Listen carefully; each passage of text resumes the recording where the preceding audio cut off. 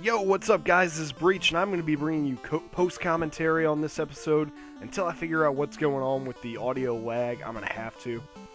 And I'm sitting here right now talking about how I did all this level grinding off screen. 2 more levels. Let's take a look at what happened in the stats there.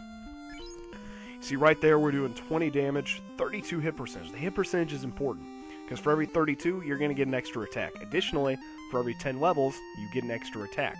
So instead of doing 2 hits every attack, we're doing 4 now.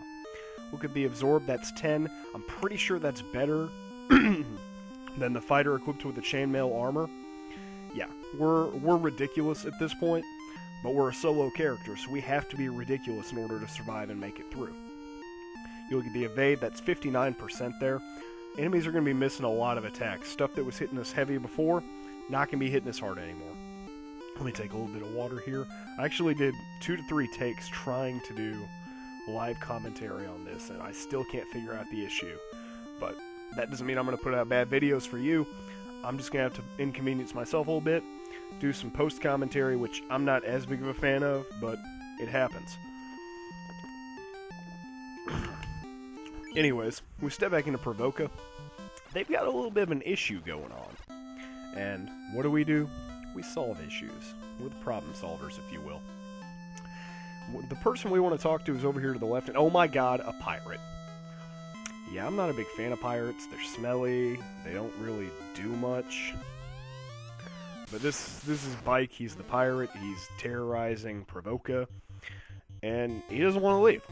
So what we're going to do is we're going to take out his henchman. We're going to talk to him again and give him another chance, because apparently we're good guys, and that's what we do. We give people extra chances.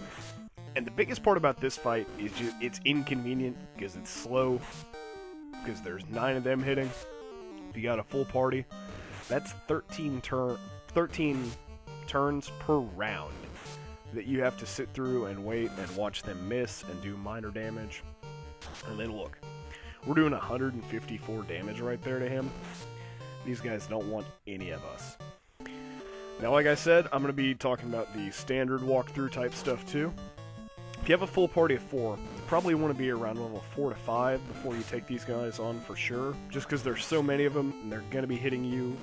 They'll be hitting you heavier because you're lower leveled.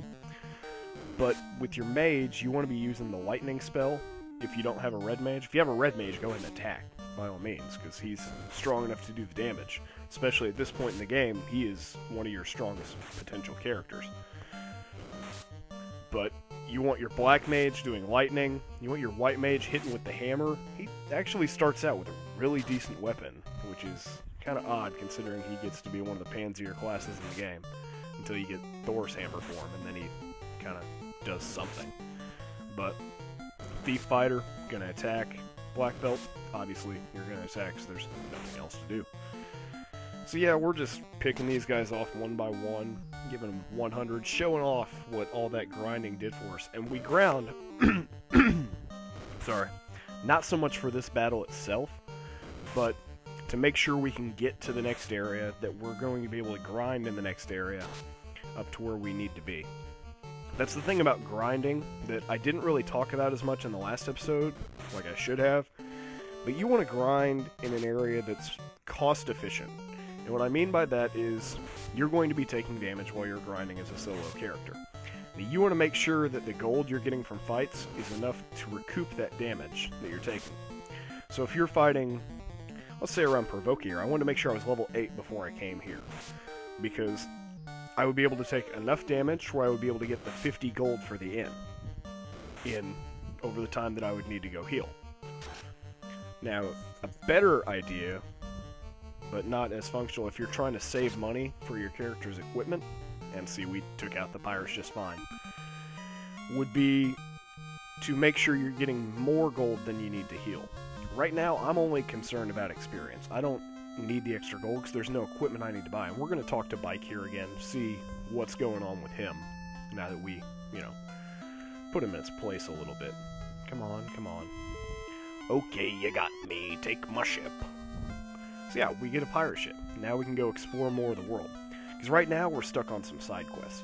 But as I was saying, if you're concerned with buying equipment for a full party, and oh, that's laggy as crap there. That could be why it was thrown off. If you're concerned with buying equipment for a full party, you want to make sure you're getting more gold in than you're having to spend at the inn. And when we were level 8 there, we had around 153 HP, if I'm not mistaken. Maybe that was level 9. But, oh yeah, I'd show you our stats and talk about that again and how we get the extra hits. But with 153, you're going to be taking about 60 to 80 damage from the heavier battles in the area around Provoka. And you want to make sure that you're getting 50 gold for every time. The gold enemies there don't drop as much gold, especially as these guys coming up right here. These are Kazokus. They're one of the sea creatures that I talk about. They're basically the pirates, a palette swap. And weak to lightning. They drop a lot of gold, a lot of experience. They're rarer, but it's really awesome when you do run into them. For the most part, you're going to be running into Sahajins or Sahags in this game, and sharks, and these creatures called Odd Eyes, which will paralyze you. And that's the one that I'm really concerned about doing a solo run. Because if I get paralyzed, everything's just going to hit me, and I'll never be able to recover. Whereas, if you had a full party, you'd be able to take out the enemies while your party member recovers. That's one of the biggest concerns. The other is instant death spells. Since someone casts an instant death spell, it's game over. Now, you're not going to see that, obviously, because I'm going to have to record, and I don't know what I'm going to do in one of these upcoming bosses. But we go down in here to Elfland, and this is going to be the next area we're going to be grinding. I want to make sure we're at level 10, so that we can be doing a lot more damage to the enemies here. They're a lot stronger. They also drop a lot more gold. The inn here is 100 gold. So we want to make sure that for anytime we drop below half HP, that we've made 100 gold so that we can go back to the inn and get back up. About half HP is my threshold in this area. Around Provoka, if I got below 60 to 70, I was going back to the inn. And around Cornelia there, or Cornelia, depending on translations. Yeah, but depending on where around there I was grinding, I wanted to keep it above 33, which was the starting HP.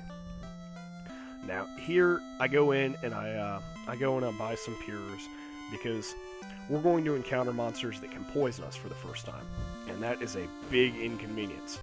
Whenever you're poisoned, in battle you'll take a little bit of HP. And in battle, it's not that big a deal. It's whenever you get out of battle, it's 1 damage for every step. Which, sure, when you have high HP, is not as big of a deal. But when you think about trekking all over the world and having to come back to get a pure, yeah, doing a solo character, he's not going to make it. Because on top of doing that, he's going to have to be fighting monsters along the way. Sure, we have the heals there, but I would just as soon not have to use those and just go ahead and get rid of the poison and not worry about it altogether. Get another drink here. Now, I also buy a cabin here, and that's so I can save outside of one of the upcoming areas. Because I'm doing this without save states. Well, I'm using save states only in areas where I could save, just between episodes there. And here I go into sort of a discussion of what you would do if you're running a full party through here. You're going to be able to get your level 2 ice spell there, or level 4 spell, ice 2, at that black magic shop. You're going to hop in the armor shop.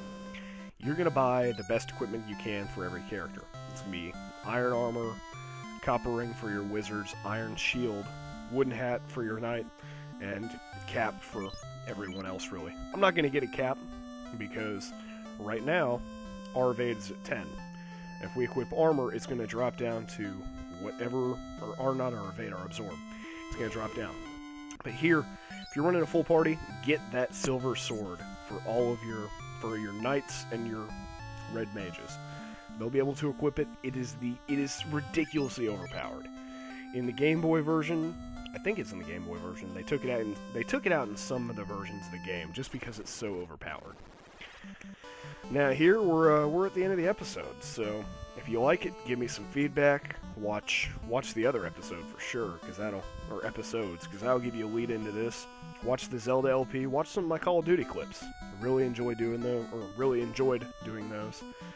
And yeah, basically, hope you guys have a great rest of your day. Hope you check out some other, smaller Let's Play channels. A lot of great content out there. So, this is Breach. It's been fun. Thank you much for watching. Tell your friends, tell your family. Most of all, have a great day.